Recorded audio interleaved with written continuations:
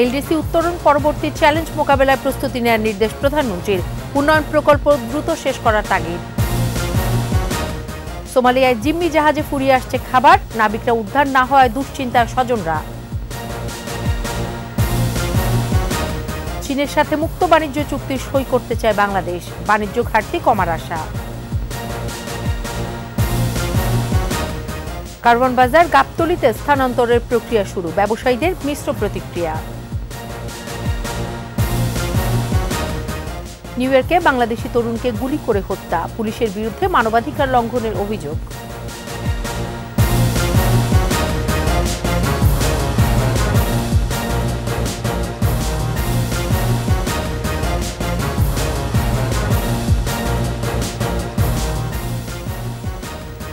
শুনছিলেন first security ইসলামী bank PLC সংবাদ শিরোনাম। আমন্ত্রণ রাত 11টার 21 সংবাদে, সাথে আছি সোনিয়া স্নিগ্ধা। দর্শক, 21 টেলিভিশনের সংবাদ একই সাথে সরাসরি দেখতে পাবেন আমাদের ফেসবুক পেজ www.facebook.com/2124 অনলাইনে।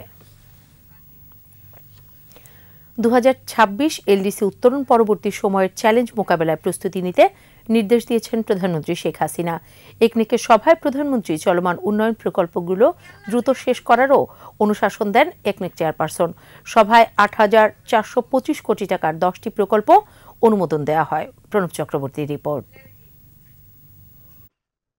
2023-24 অর্থবছরের অষ্টম এবং বর্তমান সরকারের দ্বিতীয় একনেক সভা।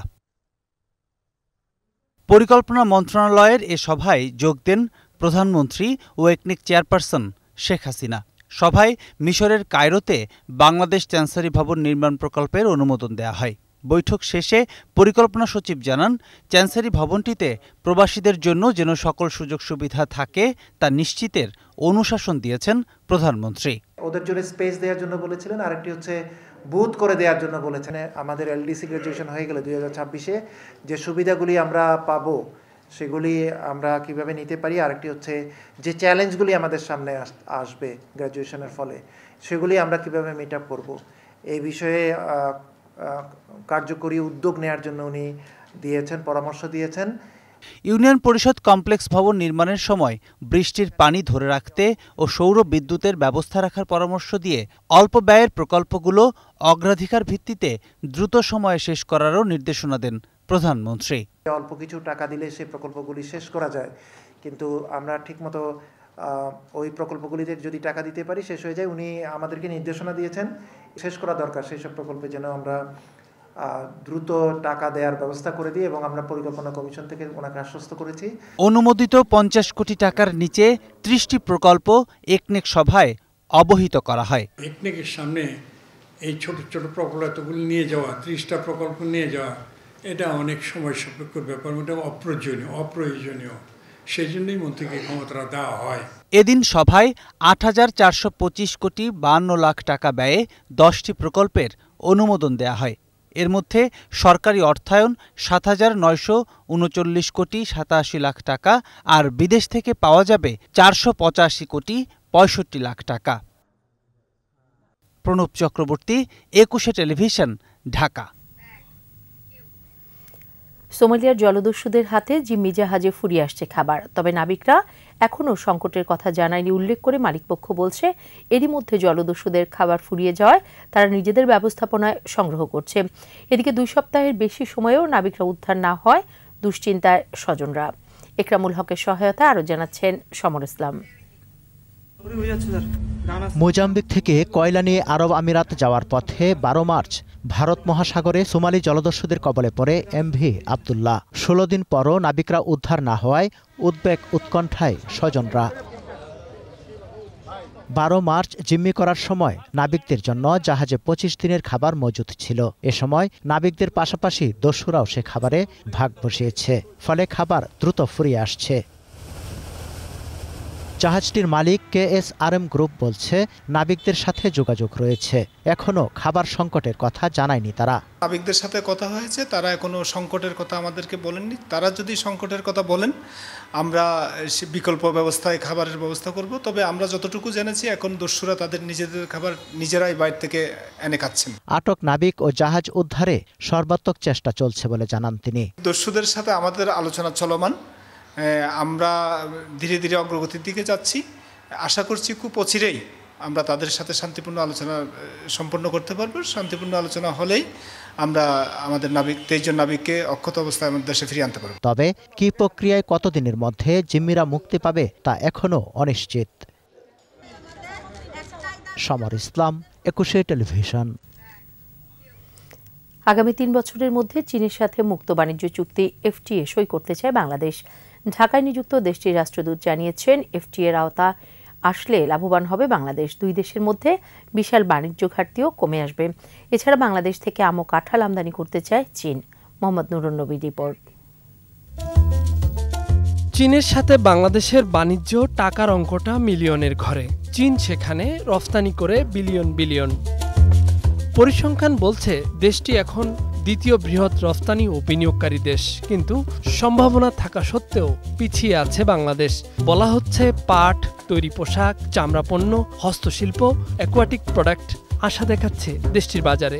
শুধু তাই নয়, এদেশের আম কাঁঠালের চাহিদার কথাও আলোচিত হচ্ছে গুরুত্বের সাথে। পণ্যের বহুমুখীকরণের তাগিদ এলো মুক্ত বাণিজ্য চুক্তির সম্ভাব্যতা যাচাই হস্তান্তর অনুষ্ঠানে।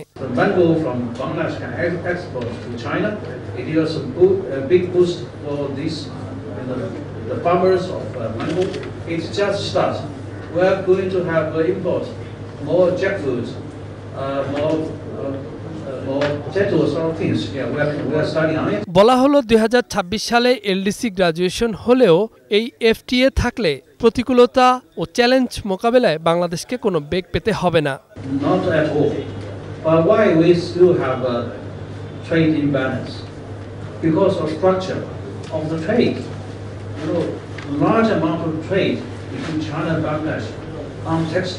একেবারে প্রাথমিক পর্যায়ে থাকায় চুক্তিটি সম্পাদন সময় সাপেক্ষ। সকল অংশীজনদের সাথে আলাপ ও চিন্তা ভাবনার প্রয়োজন আছে বলে বললেন বাণিজ্য সচিব। যখন দুই দেশের মধ্যে চুক্তি হয়, তখন ওই দেশের বিনিয়োগকারীরা বাংলাদেশের বাজারে আরও বেশি আস্থার সঙ্গে বিনিয়োগ করতে পারবেন। তো সেইটা একটা বড় সুযোগ। টেকনোলজি ট্রান্সফারের সুযোগ হবে এবং আমি মনে করি যে তার মাধ্যমে আমাদের যে কমপ্লায়েন্সের যে ঘাটতি বা আমাদের কোয়ালিটির যে জায়গাগুলো, সেই জায়গাগুলো উন্নত হবে। 2016 সালে চীনের প্রেসিডেন্ট শি জিনপিং এর বাংলাদেশ সফরের সময় FTA নিয়ে সমঝোতা চুক্তি সই হয়েছিল। মাঝে করোনা মহামারী ও নানান জটিলতা থাকায় আর এগোয়নি। দীর্ঘ 6 বছর পর এর সম্ভাব্যতা যাচাই প্রতিবেদন বিনিময় হলো দুই দেশের যৌথ গবেষণার। মোহাম্মদ নুরুন নবী, 21 টেলিভিশন, ঢাকা। ভুটানের রাজা জিগমে খেসার নামগিয়াল ওয়াংচুক কুড়িগ্রামের ধরলা সেতুর পূর্ব প্রান্তে ভোগডাঙ্গা ইউনিয়নের মাধবরাম এলাকার ভুটানিজ বিশেষ অর্থনৈতিক অঞ্চলের জন্য নির্ধারিত স্থান পরিদর্শন করেছেন। 14 সদস্যের সফর সঙ্গী নিয়ে সকালে সৈয়দপুর বিমানবন্দরে অবতরণ করেন রাজা। পরে সড়ক পথে কুড়িগ্রাম সার্কিট হাউসে পৌঁছান। সেখান থেকে দুপুর 1টার দিকে অর্থনৈতিক অঞ্চলের নির্ধারিত স্থান পরিদর্শন করেন। এ সময় তথ্যমন্ত্রী মোহাম্মদ এ আরাফাত ও নৌপরিবহন প্রতিমন্ত্রী খালিদ মাহমুদ চৌধুরী উপস্থিত ছিলেন। পরে রাজা সড়ক পথে ভুরুঙ্গামারীর সোনাহাট স্থলবন্দর দিয়ে ভারত হয়ে ভুটানের উদ্দেশ্যে বাংলাদেশ ত্যাগ করেন। ভুটানের রাজার ঢাকা সফরের দ্বিতীয় দিন কুড়িগ্রামে ভুটানিজ বিশেষ অর্থনৈতিক অঞ্চল প্রতিষ্ঠার লক্ষ্যে বাংলাদেশ ও ভুটান সরকারের মধ্যে একটি সমঝোতা স্মারক সই হয়। উদ্বেগজনক মাত্রার দূষণে পরিবেশগত স্বাস্থ্য ঝুঁকিতে বাংলাদেশ। বিশ্বব্যাংকের প্রতিবেদনে উঠে এসেছে দুঃসংবাদটি। প্রতিবেদন বলছে, দূষণের ফলে প্রতিবছর দেশে প্রায় 3 লাখ মানুষের অকাল মৃত্যু হয়। তবে বায়ু দূষণকে ট্রান্সবাউন্ডারি পলিউশন উল্লেখ করে পার্শ্ববর্তী দেশগুলোকে দায়ী করলেন পরিবেশমন্ত্রী। শিউলি শবনমের প্রতিবেদন। বায়ু দূষণ, অনিরাপদ পানি, নিম্নমানের স্যানিটেশন ও সীসা সহ নানাবিধ দূষণে সবচেয়ে বেশি ক্ষতির মুখে 5 বছরের কম বয়সী শিশু, বৃদ্ধ, নারী এবং দরিদ্র জনগোষ্ঠী। মূলত স্বাস্থ্যের ওপর ক্ষতিকর প্রভাব ফেলছে দূষিত বায়ু। রাজধানীর একটি হোটেলে ওয়ার্ল্ড ব্যাংকের the Bangladesh country environment analysis শীর্ষক প্রতিবেদনে এ তথ্য উঠে আসে। এতে বলা হয়, দূষণের ফলে ২০১৯ সালের জিডিপির ক্ষতি ১৭.৬%। শক্তিশালী প্রবৃদ্ধি ও টেকসই অর্থনৈতিক উন্নয়নের জন্য পরিবেশকে অগ্রাধিকার দিয়ে কাজ করার পরামর্শ দেন বিশ্বব্যাংকের কান্ট্রি ডিরেক্টর আব্দুল্লাহ শেখ। বলেন, জরুরি ভিত্তিতে নিরাপদ পানি ও স্যানিটেশন নিশ্চিত করার পাশাপাশি সীসা দূষণ নিয়ন্ত্রণ করা গেলে ১,৩৩,০০০-এরও বেশি অকাল মৃত্যু রোধ করা যাবে। Long-term solution can only be achieved through a multi-sectoral approach. রান্নায় সবুজ জ্বালানির জন্য বিনিয়োগ ও সচেতনতা বাড়ানোর পরামর্শ বিশ্বব্যাংকের জ্যেষ্ঠ পরিবেশ বিশেষজ্ঞের। সেই সাথে সঠিক নীতি গ্রহণেরও তাগিদ দেন তিনি। Incentivize households to switch to cleaner fuels for cooking. দূষণের কারণে নেতিবাচক প্রবৃদ্ধি এবং মৃত্যু ঝুঁকিকে উদ্বেগের বলেই মনে করেন পরিবেশ মন্ত্রী। পরিবেশকে গুরুত্ব দিয়ে পলিথিনের ব্যবহার বন্ধে সরকার অগ্রাধিকার দিচ্ছে বলেও জানান তিনি। The issue of single-use plastic, we have already flagged in our 100-day program as well. I think this is going to be our priority, and the target is to reduce that or reduce the demand for it by 90% by 2026. দূষণ রোধে সবাইকে একযোগে কাজ করার আহ্বান জানান মন্ত্রী। I hope this will be the last of Shiuli Shabnam, ২১ television, Dhaka. কারণ বাজার থেকে সরিয়ে নেওয়া হলো ঢাকা উত্তর সিটির আঞ্চলিক কার্যালয়। আর এর মধ্য দিয়ে শুরু হলো রাজধানীর অন্যতম পাইকারি বাজারটি গাবতলীতে স্থানান্তরের প্রক্রিয়া। তবে এই সিদ্ধান্তে মিশ্র প্রতিক্রিয়া জানিয়েছেন ব্যবসায়ীরা। মাহমুদ হাসানের প্রতিবেদন। কারণ বাজার রাজধানীর অন্যতম পাইকারি আড়ত। প্রতিদিন হাজারো মানুষের আনাগোনা আর পণ্য কেনাবেচায় মুখরিত থাকে দিনরাত। ১৭শ শতাব্দী ধরে এখানে জমে ওঠা বাজার কালের বিবর্তনে এখন রাজধানীর কাঁটায় পরিণত হয়েছে। নগরীর প্রাণকেন্দ্র এই বাজার ঘিরে সৃষ্টি হচ্ছে যানজট। এছাড়া ২০০৯ সালে কারণ বাজার সিটি কর্পোরেশন ভবনকে পরিত্যক্ত ঘোষণা করে বুয়েটের বিশেষজ্ঞ দল। সব মিলিয়ে শহরের ভেতর থেকে বাজার সরানো জরুরি হয়ে পড়ে। এর মধ্যে বাজার সরানোর নির্দেশনা এসেছিল প্রধানমন্ত্রী শেখ হাসিনার পক্ষ থেকেও। এরপর কয়েক ধাপে বৈঠক হয় সিটি কর্পোরেশনের। ১৮ মার্চ কারণ বাজার স্থানান্তরের বিষয়ে স্থানীয় সংসদ সদস্য ও স্বরাষ্ট্রমন্ত্রী আসাদুজ্জামান খান কামাল, ডিএনসিসির মেয়র আতিকুল ইসলাম ও ব্যবসায়ীদের বৈঠক শেষে সিদ্ধান্ত হয় ঈদের পরপরই কারণ বাজারের ১৭৬টি পাইকারি দোকান গাবতলীতে সরিয়ে নেওয়া হবে। এরই অংশ হিসেবে বৃহস্পতিবার সকালে বাজারের ঝুঁকিপূর্ণ ভবনে থাকা উত্তর সিটির অঞ্চল ৫-এর আঞ্চলিক কার্যালয়ে স্থানান্তর কাজ শুরু হয়। প্রথমে অফিস নিয়ে যাচ্ছি, অফিসটা নিয়ে যাচ্ছি হচ্ছে যে আমরা এই সপ্তাহের মধ্যে আগামী ২-৩ দিনের মধ্যে আমরা অফিসটা পূর্ণাঙ্গভাবে সরিয়ে ফেলব এবং ঈদের পরে হলো যেটি হলো যে আমরা এই ভবনটা ভাঙা দিয়েই তারপরে হচ্ছে কারণ বাজারটাকে রিমুভ করার একটা পরিকল্পনা রয়েছে। এদিকে বাজার সরে গেলে কিছুটা অসুবিধা হলেও যানজটের কবল থেকে মুক্তি পাওয়ায় খুশি নগরবাসী। তবে একত্রিতভাবে বাজার সরানোর দাবি ব্যবসায়ীদের। আমরা বিনতিগিরি করি, আবার একান্ন দিলে সব মাল যদি একান্ন দিত হেলে আবার আমাকে ব্যবসাটা আমরা কারণ বাজারে আমরা কাজ করে খাইতে পারতাম। আমরা কি করবো, কই যাবো, একটা পরিস্থিতি আমাকে এই মুহূর্তে যদি আমরা ২০ বছর ধরে ব্যবসা করি, ২৫ বছর ধরে হুট করে আপনারা যদি আমাদের উঠাই দেন আমরা চলে যেত, কিন্তু আমরা কোথায় যাবো? হুট করে আমরা এখানে চলে যাব, যাওয়ার পরে আমাদের টাকা পয়সা অনেক বাকি আছে, অনেক টাকা আমরা এখানে পাবো। এখন আমরা এখানে যাবো, আরেক ব্যবসা আরেক জায়গায় থাকবে, ওখানে কাস্টমার যাবে না। আমরা কিন্তু এখানেও তো টাকা পাবোই, ওইখানেও আমরা ক্ষতিগ্রস্ত হব। সেই জন্য আমাদের একটাই দাবি, যা ব্যবসা আছে সব এক জায়গায় নিয়ে যাক, আমাদের কোনো দাবি নেই। আর দোকান বরাদ্দ নিয়ে যেন কোনো সংকট সৃষ্টি না হয় সেই দাবিও ব্যবসায়ীদের। মাহমুদ হাসান, ২১ টেলিভিশন, ঢাকা। যতটুকু সম্ভব নয়, বিএনপি তারও বেশি আন্দোলন সংগ্রাম করছে বলে দাবি করেছেন দলটির মহাসচিব মির্জা ফখরুল ইসলাম আলমগীর। রাজধানীর গুলশানে বিএনপি চেয়ারপারসনের কার্যালয়ে এক অনুষ্ঠানে মির্জা ফখরুল আরও বলেন, বিএনপির ৮০% নেতাকর্মী দমন-পীড়নের শিকার। সরকার নির্বাচন ব্যবস্থাকে হাতিয়ার হিসেবে ব্যবহার করছে বলে অভিযোগ করেন বিএনপি মহাসচিব। এই অবস্থা থেকে মুক্তি পেতে হলে জনগণকে ঐক্যবদ্ধভাবে সংগ্রাম করার আহ্বান জানান মির্জা ফখরুল।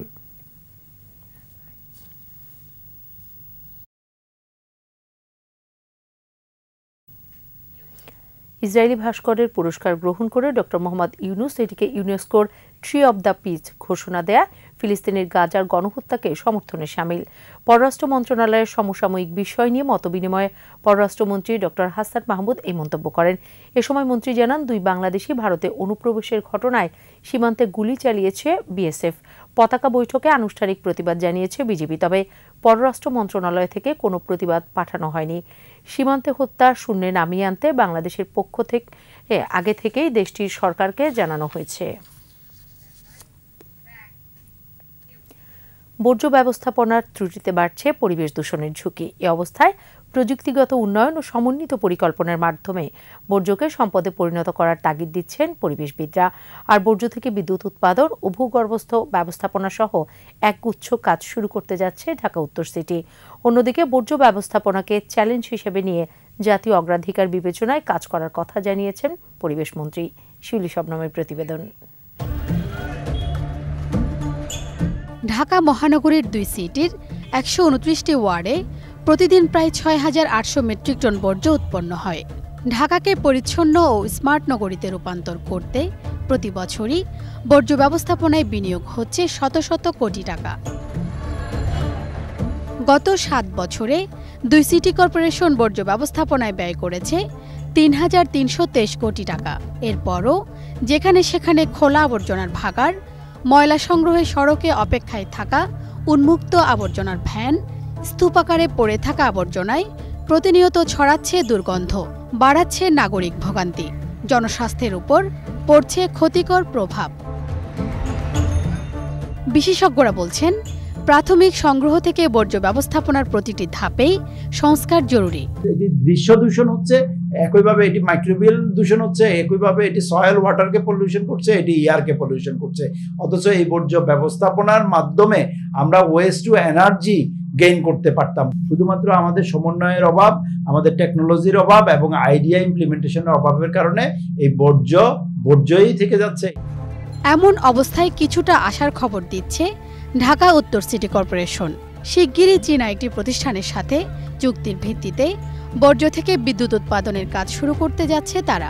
এছাড়া জাইকার সহায়তায় হাতের স্পর্শ ছাড়াই অত্যাধুনিক পদ্ধতিতে আবর্জনা সরাসরি ল্যান্ডফিল্ডে নেয়ার উদ্যোগও নিতে যাচ্ছে উত্তর সিটি। প্রাইমারিলি যেই ওয়েস্টটা কালেক্ট করা হয়, যেগুলি গৃহস্থালির থেকে, তাদেরকেও একটি আওতার মধ্যে নিয়ে আসতে চাচ্ছে। আমরা চাইনিজদের সাথে আমরা চুক্তিবদ্ধ হয়েছি, আমরা প্রতিদিন 3,000 টন বর্জ্য আমরা তাদেরকে দেব। এটা হলে তখন হলো কি, যে প্রতিদিনের যে বর্জ্য উৎপাদিত হলো সেটি কিন্তু আগুনে পুড়ে গেল, বিদ্যুতে পরিণত হয়ে গেল, ফলে আর সেই পরিমাণ বর্জ্যগুলি থাকলো না। পরিবেশ মন্ত্রী বলছেন, সঠিক বর্জ্য ব্যবস্থাপনার জন্য এরই মধ্যে পরিকল্পনা নিয়ে কাজ শুরু করেছে সরকার। বর্জ্য থেকে যদি আমরা সার তৈরি করতে পারি, তাহলে বাংলাদেশে আমরা প্রতি বছর যে পরিমাণ সার আমদানি করে আনি, সেটা আমদানি না করে আমরা স্থানীয়ভাবে বর্জ্য থেকে সেটা তৈরি করতে পারি। 2025 সাল থেকে প্রতিদিন প্রায় 50,000 মেট্রিক টন বর্জ্য বাংলাদেশে তৈরি হবে। সেটা কিন্তু একটা বিশাল চ্যালেঞ্জ। সুতরাং সেই বিষয়গুলি নিয়ে আমরা এখন থেকেই ভাবছি। বিশ্বব্যাংকের সাম্প্রতিক প্রতিবেদন বলছে, পরিবেশ দূষণের কারণে বাংলাদেশে প্রতি বছর অন্তত 1 লাখ মানুষ মারা যায়। এর মধ্যে শুধুমাত্র রাজধানী ঢাকায় মৃত্যু হচ্ছে 18,000 মানুষের। শিউলি শবনম, 21 টেলিভিশন, ঢাকা। দখল দূষণে বিলুপ্ত প্রায় হবিগঞ্জের নবীগঞ্জের শাখার বরাক নদী। একসময় উত্তাল নদীটির অবশিষ্টাংশ এখন পৌরসভার ভাগাড়। সেখানে ফেলা ময়লা আবর্জনা আর সেগুলো নষ্ট করতে দেয়া আগুনের ধোঁয়ায় ছড়াচ্ছে নানা রোগবালাইও। হবিগঞ্জ প্রতিনিধি সৈয়দ এখলাসুর রহমান খোকনের তথ্য ছবিতে বিস্তারিত জানাচ্ছেন মাসুমা লিসা। হবিগঞ্জের অর্থনীতিতে গুরুত্বপূর্ণ প্রবাসী অধ্যুষিত নবীগঞ্জকে ঘিরে রেখেছে বরাক।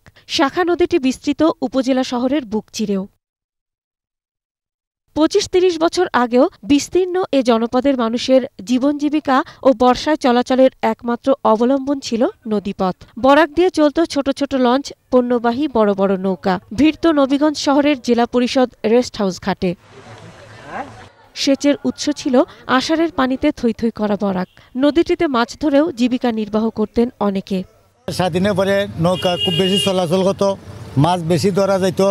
এই নদী ভাই বহুত নৌকা গেছে, বহুত বিরাট বিরাট নৌকা গেছে। এখন অন্য জায়গা থেকে পানি এনে জমা রাখতে হয় নদীতে। ভরা মৌসুমেও দেখা মেলে না মাছের। আমরা নিয়ে পানি আসতে হয়, ওই পানি আবার এখানে রাখতে হয়, রাখতে আবার আমরা ফসলের জমিতে আমরা দিতে হয়। পানি তুললা কৃষি চাষ কর্ম দূরের কথা, আমরা তো গোসলের কথা পানি পাই না। আবর্জনা হয়ে যায়, দখলে বহলে এটা কখন পানি দেওয়া যায় না। বরাকের রেস্ট হাউস, সবজি বাজার, নোয়াপাড়া পয়েন্ট, শিবপাশা ব্রিজ ও হাসপাতাল ঘাট পরিণত হয়েছে পৌরসভার ভাগাড়ে।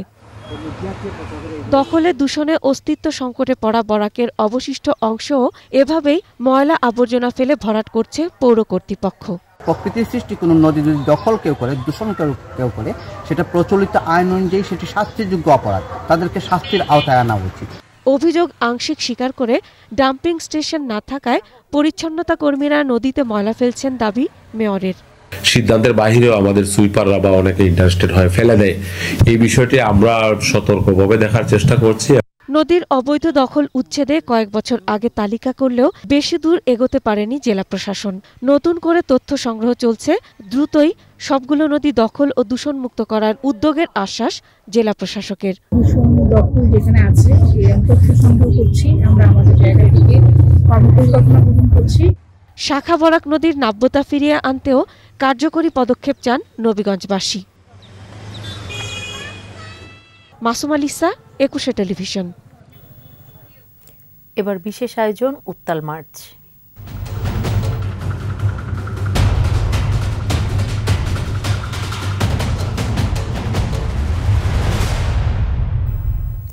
একাত্তরের চেতনারই বহিঃপ্রকাশ মুক্তিযুদ্ধ জাদুঘর, যেখানে প্রথিত মুক্তিকামী বাঙালির আবেগ, নিরেট শ্রদ্ধা আর ভালোবাসার টান। 28 বছর ধরে তিলে তিলে গড়ে ওঠা মুক্তিযুদ্ধ জাদুঘর শুধু একটি অনবদ্য প্রতিষ্ঠানই নয়, সমান্তরালভাবে সংরক্ষিত স্বাধীনতার গৌরবগাথা আর বহুমাত্রিক স্মৃতিচিহ্ন। প্রণব চক্রবর্তীর বিশেষ প্রতিবেদন।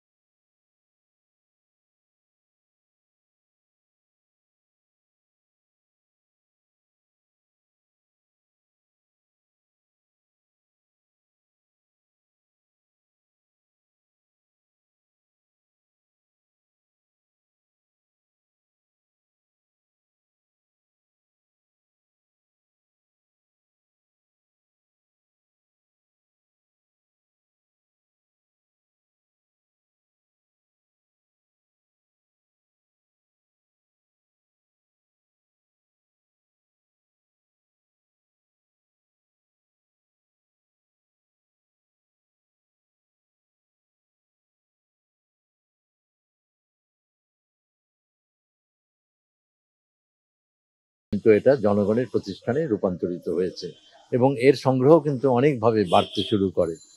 আর নানা রকমভাবে মানুষ এখানে অনেক রকম তথ্য, প্রমাণ, দলিল, ছবি, ব্যবহার্য সামগ্রী, তাদের একেবারে প্রিয়জনদের অনেক কিছু এখানে দান করেছেন। সময়ের আবর্তে মুক্তিযোদ্ধাদের বয়স বাড়বে, পুরনো হবে 1971, কিন্তু তার গৌরব গাঁথা আর চেতনা যেন অম্লান থাকে, সে লক্ষ্যে কাজ করে যাচ্ছে জাদুঘরের ট্রাস্টিগণ। 9 মাসের মুক্তিযুদ্ধ, কিন্তু এর একটা চলমান প্রভাব আছে।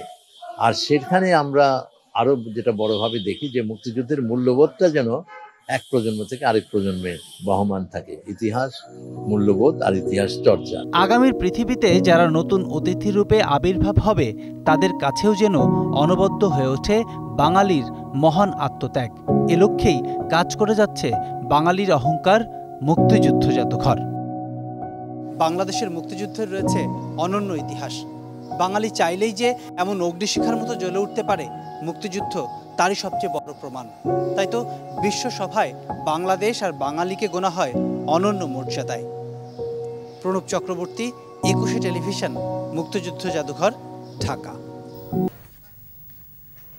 ইসলামী ব্যাংক বাংলাদেশ পিএলসির উদ্যোগে এবং বঙ্গবন্ধু পরিষদ ইসলামী ব্যাংক ইউনিটের সহযোগিতায় বঙ্গবন্ধু শেখ মুজিবুর রহমানের জন্মবার্ষিকী এবং স্বাধীনতা ও জাতীয় দিবসের আলোচনা সভা অনুষ্ঠিত হয়েছে। ইসলামী ব্যাংক টাওয়ারে বঙ্গবন্ধুর জীবনাদর্শ, বর্ণাঢ্য রাজনৈতিক জীবন শীর্ষক আলোচনা সভায় প্রধান অতিথি ছিলেন শিল্পমন্ত্রী নুরুল মজিদ মাহমুদ হুমায়ুন। ব্যাংকের ম্যানেজিং ডাইরেক্টর ও সিইও মোহাম্মদ মনিরুল মাওলার সভাপতিত্বে আরও উপস্থিত ছিলেন বঙ্গবন্ধু পরিষদের সাধারণ সম্পাদক আবমা ফারুক, ইসলামী ব্যাংকের পরিচালক বীর মুক্তিযোদ্ধা জয়নাল আবেদিন, বেসরকারি শিক্ষা প্রতিষ্ঠান শিক্ষক কর্মচারী কল্যাণ ট্রাস্টের সচিব অধ্যক্ষ শাহজাহান আলম সাজু সহ বিশিষ্টজনেরা। স্বাগত বক্তব্য দেন বঙ্গবন্ধু পরিষদ ইসলামী ব্যাংক ইউনিটের সভাপতি মোজাহারুল ইসলাম মেহেদী। এ সময় প্রধান কার্যালয়ের নির্বাহী ও কর্মকর্তাগণ উপস্থিত ছিলেন।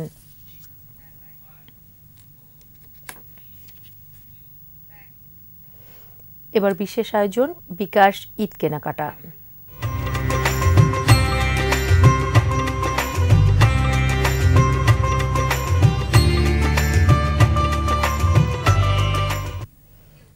ঈদ কেনাকাটায় পোশাকের পাশাপাশি প্রসাধনী নিয়ে বেশ সচেতন মেয়েরা, তাই প্রসাধনীর দোকানগুলোতে জমে উঠেছে বেচাকেনা। আর এই কেনাকাটায় বিকাশে দাম পরিশোধ করলে ক্রেতারা পাচ্ছেন ঝটপট ক্যাশব্যাক। মিনালা দিবার রিপোর্ট। মুসলমানদের প্রধান ধর্মীয় উৎসব ঈদ উল ফিতর, আর এই উৎসবকে কেন্দ্র করে শপিং মলগুলোতে বেড়েছে ক্রেতাদের ভিড়। ঈদের দিন শুধু জামা জুতা পরলেই তো হবে না, মনের মতো সাজতেও হবে। আর এই দিনে নিজেকে আকর্ষণীয় করে তুলতে প্রয়োজন নানান রকম প্রসাধনী।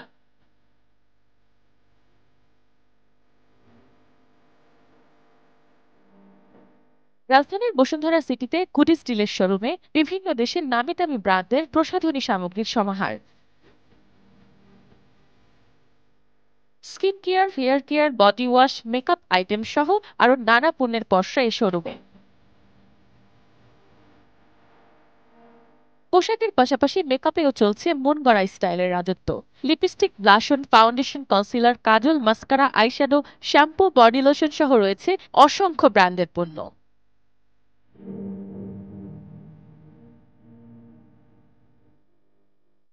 এসব কেনাকাটায় বিকাশ পেমেন্টে 1000% ক্যাশব্যাক পাচ্ছেন ক্রেতারা। বিকাশে পেমেন্ট করলে, কুপন কোড ইউজ করলে 1000-এ সর্বনিম্ন 100 থেকে 500 টাকা পর্যন্ত ডিসকাউন্ট পাচ্ছে। এতে আমরা খুবই ভালো সাড়া পাচ্ছি, কাস্টমারও খুশি এবং আমাদেরও কাস্টমারের রেসপন্স ভালো পাচ্ছি।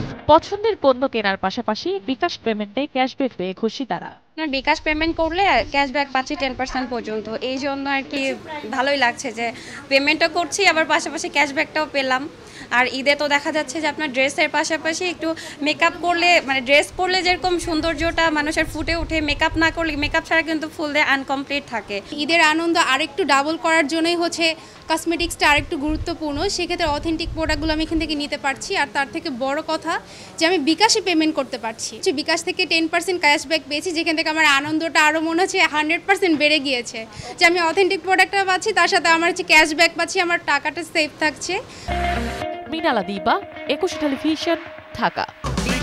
এই ঈদে দেশ জুড়ে কেনাকাটার ফুর্তি হবে শুধু বিকাশে, সাথে discount coupon, instant cashback.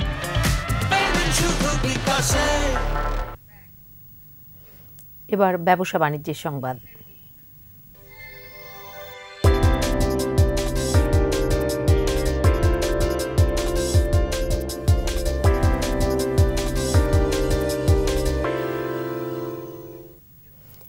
Master কার্ডকে সঙ্গে নিয়ে ইন্টারন্যাশনাল ইসলামী ডেবিট কার্ড চালু করেছে আল আরাফা ইসলামী ব্যাংক পিএলসি। বৃহস্পতিবার রাজধানীর একটি হোটেলে ব্যাংকের ব্যবস্থাপনা পরিচালক ও সিইও ফরমান আর্ট চৌধুরী ও মাস্টার কার্ড বাংলাদেশের কান্ট্রি ম্যানেজার সৈয়দ মোহাম্মদ কামাল কার্ডের উদ্বোধন করেন।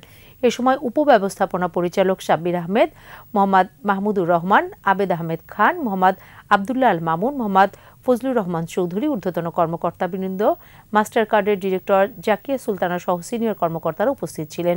ডেবিট কার্ডের মাধ্যমে কার্ড হোল্ডাররা পিওএস এবং অনলাইন লেনদেনের ক্ষেত্রে নিরাপদ আন্তর্জাতিক পেমেন্ট করতে পারবেন। এছাড়া বিশ্বের যে কোনো এটিএম থেকে কার্ড হোল্ডাররা নগদ অর্থ তুলতে পারবেন। এবারে খেলার খবর।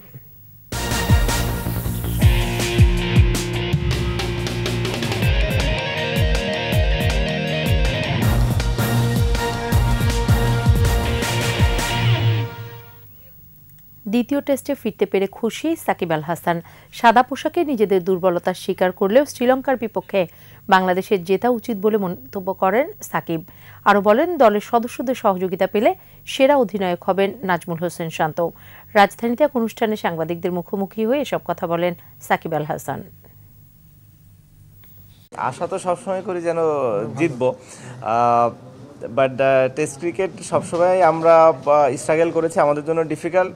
বাট আমি বিশ্বাস করি যে আমাদের শ্রীলঙ্কার সাথে অনেক ভালো করা উচিত এবং টেস্ট ম্যাচ জেতা। সবসময় চেষ্টা করেছি টিমকে কিভাবে, টিমের জন্য কিভাবে কন্ট্রিবিউট করা যায়, দেশের হয়ে পারফর্ম করতে পারা কিংবা প্রতিনিধিত্ব করতে পারা সবসময় গর্বের একটি বিষয়।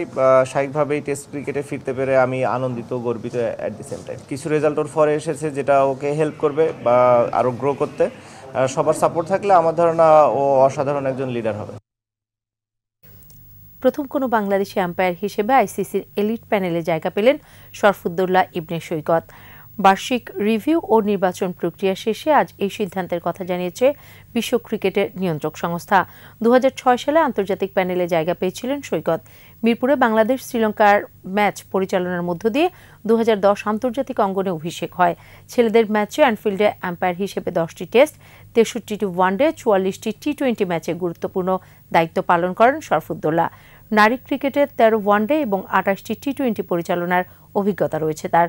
2017 এবং 2021 সালের নারী ওয়ানডে ও 2018 সালের নারী টি-20 বিশ্বকাপেও আম্পায়ার ছিলেন। পরে 2023 সালে ছেলেদের ওয়ানডে বিশ্বকাপে আম্পায়ার ছিলেন সৈকত। অবসরের মুহূর্তটি দুয়ারে কড়া নাড়লে নিজেই টের পাবেন বলে মন্তব্য করেন আর্জেন্টাইন মহাতারকা লিওনেল মেসি। যখন দলের সাহায্যে আসতে পারবো না তখনই অবসর নেব বলেছেন লিও। সম্প্রতি একটি পডকাস্টে অবসর প্রসঙ্গে এসব কথা বলেন বিশ্বকাপ জয়ী ফুটবলের এই জাদুকর। আকাশুজ্জামানের রিপোর্ট। কবে অবসরে যাবেন লিওনেল মেসি? 2022 সালের বিশ্বকাপের পর এমন প্রশ্ন লিও ভক্ত তো বটেই গোটা ফুটবল বিশ্বের। মেসিকে নিয়ে এত কথা ওঠার সবচেয়ে বড় কারণ তার বয়স। আগামী জুনে 37 বছর পূর্ণ হবে তার। ক্লাব ইন্টার মায়ামির সাথে চুক্তি শেষ হবে 2025 সালে। বয়সের দিক থেকে বলাই যায় ক্যারিয়ারের পরন্ত বেলায় আছেন বিশ্বকাপ জয়ী তারকা। তবে প্রচলিত ধ্যান ধারণা যে মেসির বেলায় খাটানো মুশকিল সেটা সবারই জানা। গুঞ্জন উঠেছিল বিশ্বকাপের পর আকাশী নীল জার্সিতে খেলবেন না লিও, তবে সেটা হয়নি। এখনও খেলছেন দল বা ক্লাবের নেতা হয়েই। সম্প্রতি এক সাক্ষাৎকারে ফুটবলকে বিদায় জানানোর প্রসঙ্গে কথা বলেছেন লিও। ক্যারিয়ার থামিয়ে দেওয়ার ছিটে ফোটাও আভাস দেননি মেসি। স্পষ্টভাবে বলেছেন যদি চিহ্ন টানার বিষয়টা সময়ই বলে দেবে। সেই মুহূর্তটা কেমন হবে আমি জানি। যখন টের পাবো আর পারফর্ম করতে পারছি না, বুঝতে পারবো যে নিজেকে উপভোগ করছি না, সতীর্থদের কোনো সাহায্য করতে পারছি না, তখন সিদ্ধান্ত নেব। তবে কাতার বিশ্বকাপের সময় মেসির মনে উকি দিয়েছিল জাতীয় দলকে বিদায় জানানোর ভাবনা। কাতার বিশ্বকাপে যদি সবকিছু ঠিকঠাক না চলতো, দলকে যদি সর্বোচ্চটা এনে দিতে না পারতাম, তাহলে আমি জাতীয় দল থেকে সরে দাঁড়াতাম। ইতিমধ্যে আসন্ন কোপা আমেরিকায় মেসির থাকা নিশ্চিত করেছেন Argentine coach Lionel Scaloni. Akashuzzaman, 21 television. আর এরই সাথে শেষ করছি রাত 11টার 21 সংবাদ। যাবার আগে ফার্স্ট সিকিউরিটি ইসলামী ব্যাংক পিএলসি সংবাদ শিরোনামগুলো আরও একবার। এলডিসি উত্তরণ পরবর্তী চ্যালেঞ্জ মোকাবেলায় প্রস্তুতি নেওয়ার নির্দেশ প্রধানমন্ত্রীর। উন্নয়ন প্রকল্প দ্রুত শেষ করার তাগিদ। সোমালিয়ায় জিম্মি জাহাজে ফুরিয়ে আসছে খাবার, নাবিকরা উদ্ধার না হওয়ায় দুশ্চিন্তায় স্বজনরা। চীনের সাথে মুক্ত বাণিজ্য চুক্তি সই করতে চায় বাংলাদেশ, বাণিজ্য ঘাটতি কমার আশা। কার্বন বাজার গাবতলীতে স্থানান্তরের প্রক্রিয়া শুরু, ব্যবসায়ীদের মিশ্র প্রতিক্রিয়া। নিউ ইয়র্কে বাংলাদেশি তরুণকে গুলি করে হত্যা, পুলিশের বিরুদ্ধে মানবাধিকার লঙ্ঘনের অভিযোগ।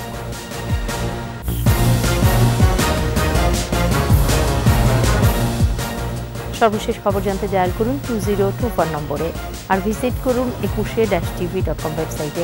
এছাড়া ফেসবুকে ভিজিট করতে পারেন facebook.com/2124 অনলাইনে। পরের সংবাদ রাত 1টায় দেখার আমন্ত্রণ রইল।